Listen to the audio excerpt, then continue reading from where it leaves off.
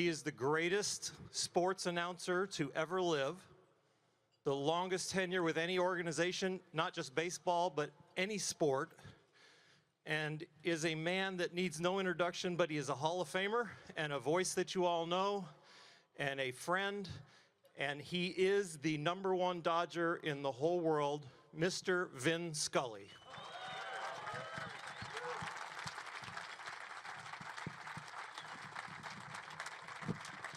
Would you like a seat, sir?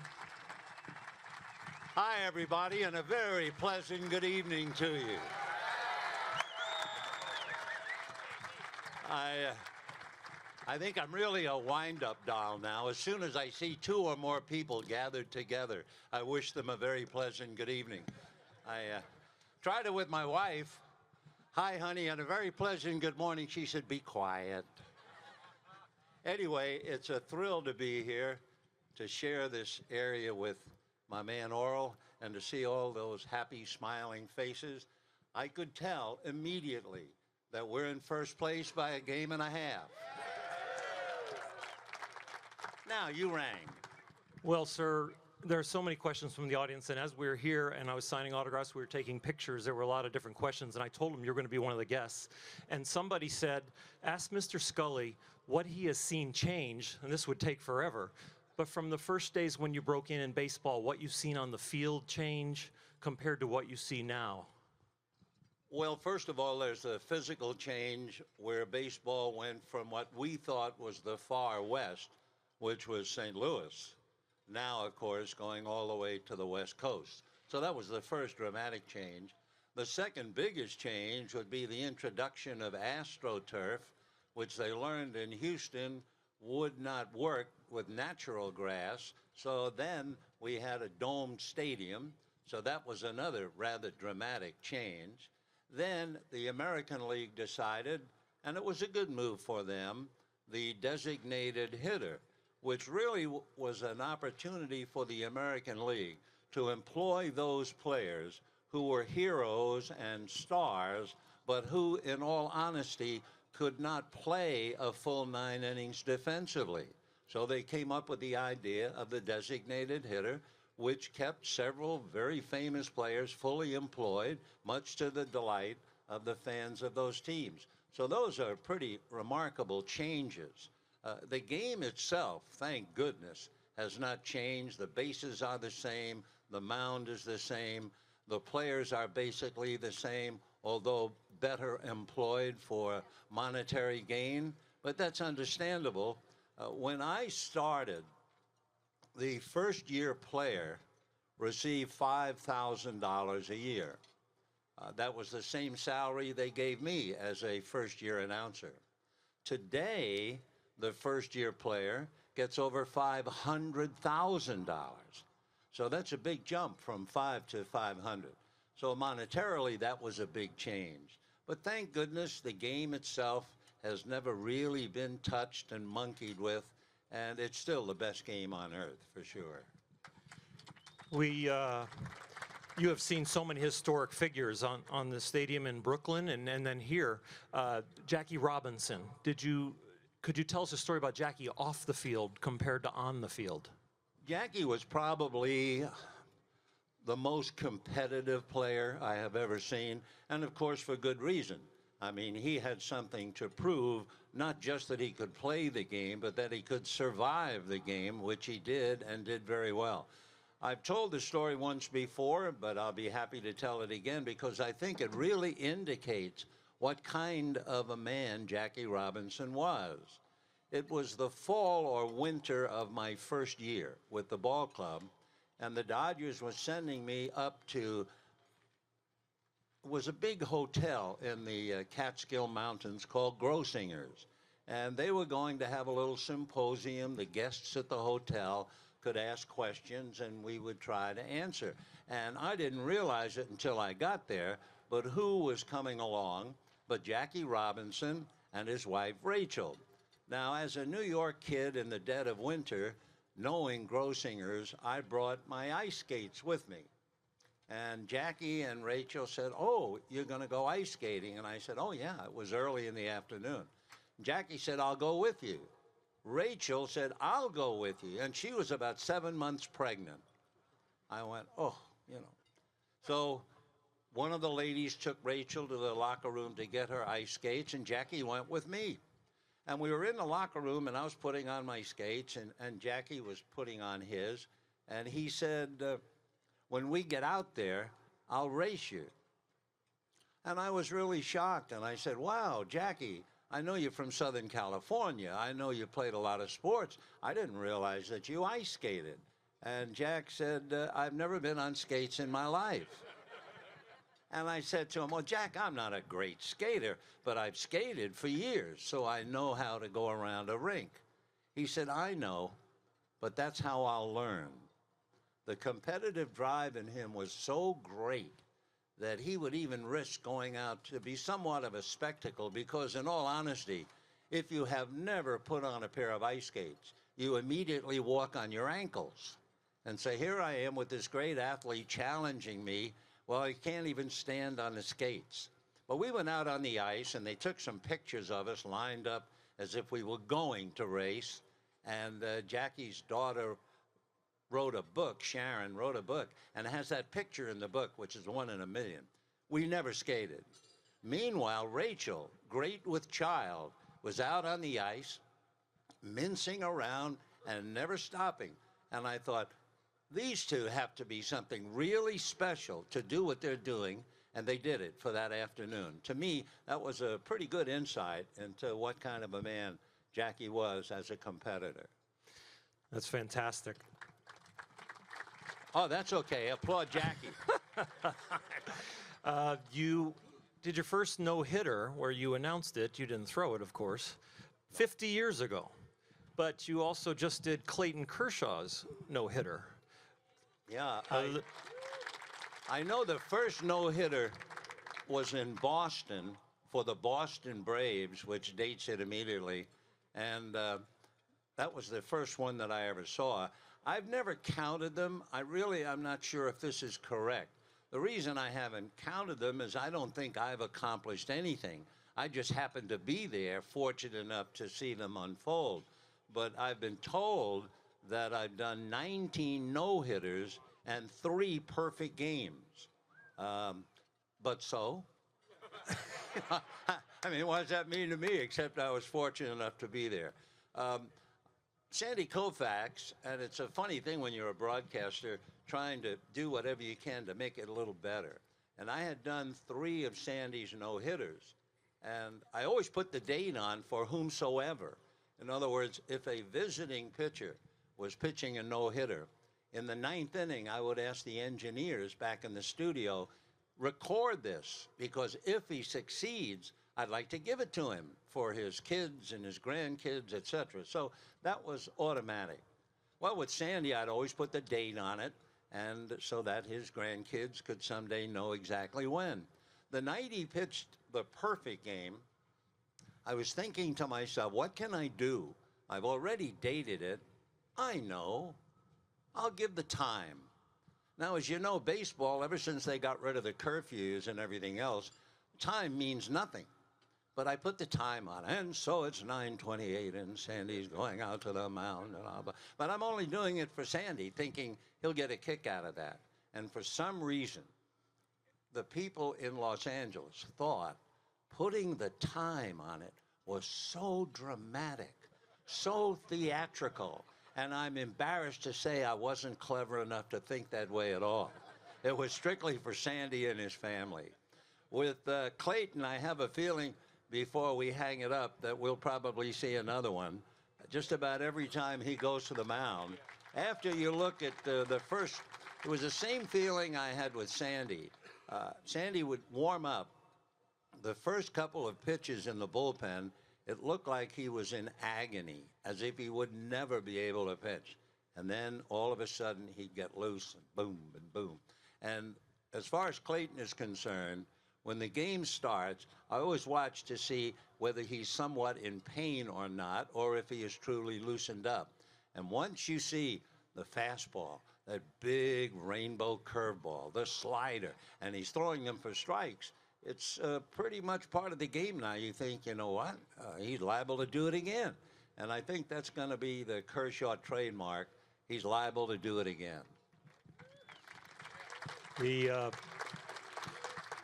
time up in the broadcast booth, you look down on the field and you get a 10,000-foot view kind of the team, and you can see when magic moments or magic teams are starting to come about. What was the San Francisco series just this last, few days ago? What was that like in the booth to watch that sweep? As soon as Puig tripled, I knew we were all right. I hope he understands my feeling about him. The very first time I saw him, I thought he reminded me of a wild horse. And it was not a derogatory term whatsoever.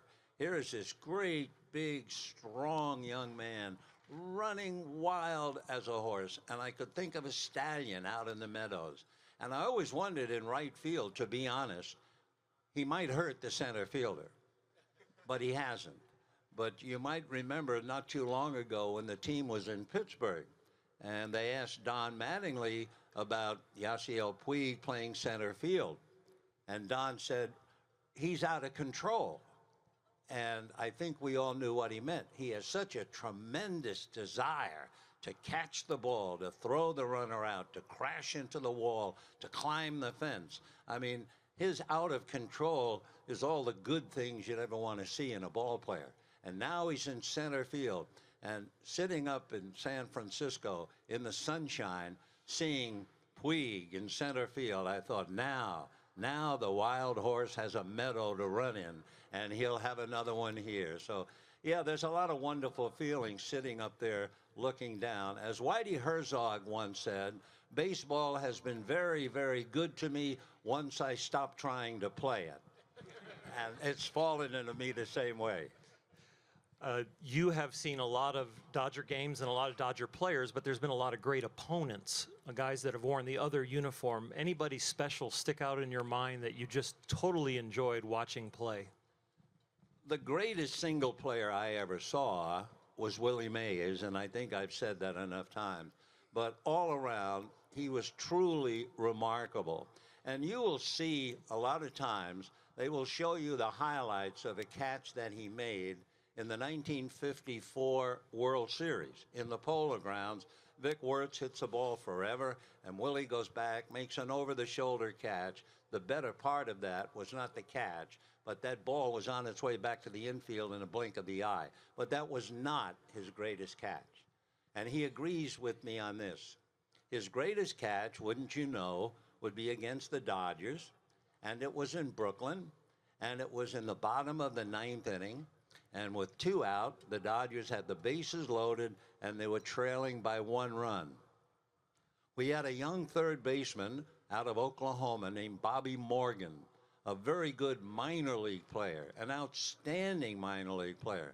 But that gap, that jump from AAA to the big leagues is bigger than you can even imagine. And although Bobby never did what they thought he would do, he was a valuable asset for a short time. Bobby came up, 2 out, bases loaded, Dodgers down by 1. Now, Ebbets Field in Brooklyn had a gravel warning track, not the rubberized or whatever they use nowadays. This was gravel. The other thing about Ebbets Field, the walls were concrete.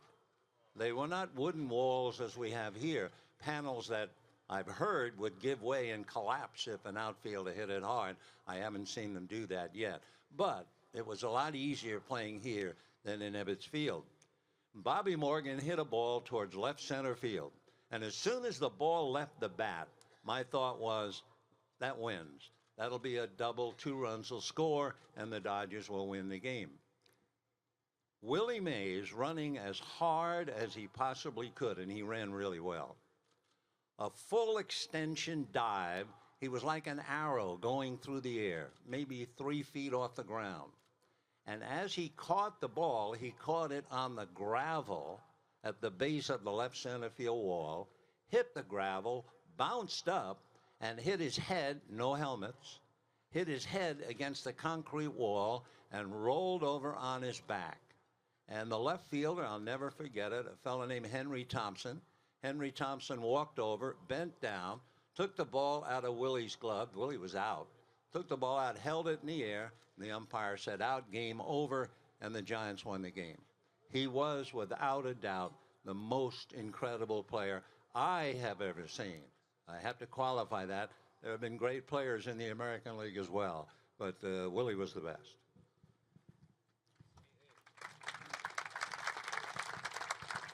You have been blessed and you've lived a charmed life and you put in a lot of work. How did you develop your style, your theory about how to broadcast a baseball game, and how has that changed or developed over the years?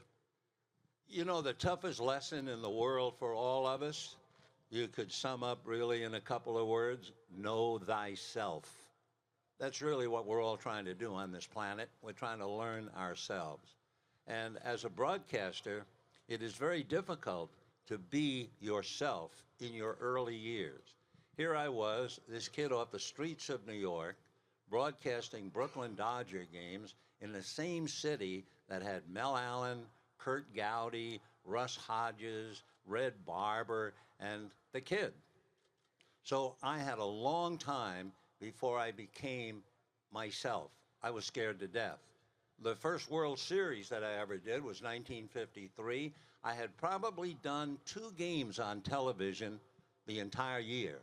And for a lot of reasons, Red declined to do it. And anyway, Gillette asked me to do it. So the morning of the first game, I was home. My red-haired Irish mother always felt that breakfast was the most important meal of the day. So I had a big breakfast of juice and bacon and eggs and toast and everything else. And now I'm going to go up and get dressed to do my first World Series game. And by the time I got upstairs, I threw everything up. Everything. And so in those days, when I went on the air, all I tried to do was not to make a mistake. Well, that's like a ball player going up to home plate thinking, I don't want to strike out. I mean, you just can't do that. So it took me, I would say, through 1955 before a little bit of Scully emerged as a voice, just a voice talking about the game. When we came out here, the biggest thing that helped Jerry and me so greatly was the transistor radio and playing in the Coliseum. So we thought, you know, the people in Southern California, they knew the superstars, they knew Stan Musial, and they knew Willie Mays, but they didn't know the rank and file player. And they had transistor radios, not to listen to me or to Jerry. They brought the transistors to learn about the other players. And that's when slowly but surely Scully began to know himself and let himself come out. The biggest pun I've ever made, and I've made a few, we were in the Coliseum, and Joe Torre was the catcher. I forget, either Milwaukee or St. Louis. And Joe, who just went into the Hall of Fame, took a foul ball on his hand the night before, and he played, but he knew he had a bad hand. The next day, he was playing third base instead of catching. And I don't know where this came from, probably the devil. But in talking to my friends in the Coliseum, I said, Joe Torre took a foul ball off the hand last night, and he's going to play third base tonight. If he never catches again, he will be known as Chicken Catcher Torre. But that was the beginning of where, whatever he is, Scully began to emerge because of the transistor and the fact that I no longer felt that I was just broadcasting a game. I was talking to people, and I was telling whatever came in my mind. And that's when it started to change. And then the other thought I had, which to this day I try to do, I wanted the players to be more than wind-up dolls. I wanted them more than to be just faceless humans running out and playing well and losing or winning and disappearing. And I tried to talk about the players as human beings, as husbands, fathers, whatever. And I think that's when it changed the most. I was kidding Ned Colletti. The Dodgers signed a young infielder with the Chicago Cubs. His name is Darwin Barney. He's Korean-Japanese, which is quite a combination. And he was a very good second baseman with the Cubs. Lately, he's been in the minors. hopefully we will see him up here eventually. But the first thing I said to Ned was, well, you know, he plays a very good piano. And Ned said, really? And I said, oh, yeah, he'll be handy at the victory party. He'll be playing the piano. And that's what I'm looking for now. Not that he hit 225 with 1 home run and 12 RBIs. If I can find out that he keeps a pet iguana in his trunk or something, I'd like to tell you about that. So that's the real difference. You began that answer with know thyself, and we are so glad that you are yourself. Well, and we thank you so very, very you. much. If there's anything you want to say to the people, you go right ahead. No, just thank you so very much. And I appreciate the fact you came out tonight. And that's okay. I will not interpret it as a standing ovation. I will assume this is a 7th inning stretch. Thank you, sir.